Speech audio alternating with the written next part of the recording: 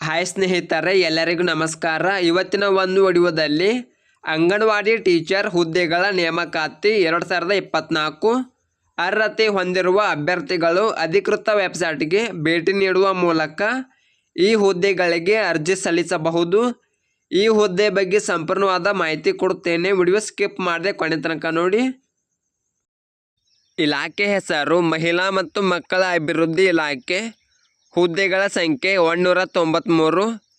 ಹುದ್ದೆಗಳ ಹೆಸರು ಅಂಗನವಾಡಿ ಕಾರ್ಯಕರ್ತೆಯರು ಮತ್ತು ಅಂಗನವಾಡಿ ಸಹಾಯಕಿಯರು.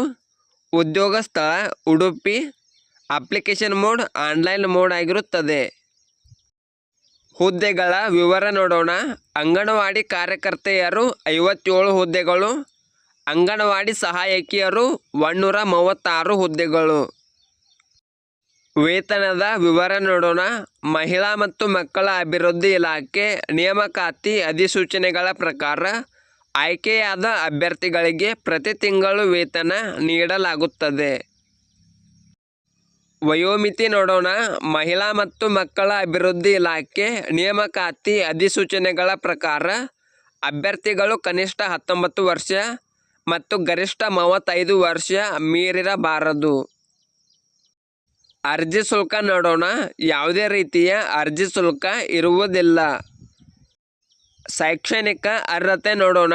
ಅಂಗನವಾಡಿ ಕಾರ್ಯಕರ್ತೆಯರ ಹುದ್ದೆಗೆ PUC SSLC ಕನ್ನಡ ಭಾಷೆಯನ್ನು ಪ್ರಥಮ ಅಥವಾ ದ್ವಿತೀಯ ಭಾಷೆಯನ್ನಾಗಿ ಓದಿರಬೇಕು. ಅಂಗನವಾಡಿ ಸಹಾಯಕಿಯರ ಹುದ್ದೆಗೆ SSLC ಅಥವಾ ತತ್ಸಮಾನ ತರಗತಿಯಲ್ಲಿ ಉತ್ತೀರ್ಣರಾಗಿರಬೇಕು. ಆಯ್ಕೆ ವಿಧಾನ ನೋಡೋಣ. ಮೆರಿಟ್ ಆಧಾರದ ಮೇಲೆ ಅಭ್ಯರ್ಥಿಗಳನ್ನು ಆಯ್ಕೆ ಮಾಡಲಾಗುತ್ತದೆ. ಪ್ರಮುಖ ದಿನಾಂಕ ನೋಡೋಣ.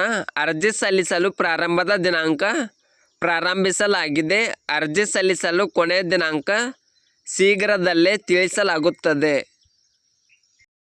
ಈ ವಿಡಿಯೋ ಇಷ್ಟವಾದರೆ ಲೈಕ್ ಮಾಡಿ, ಶೇರ್ ಮಾಡಿ.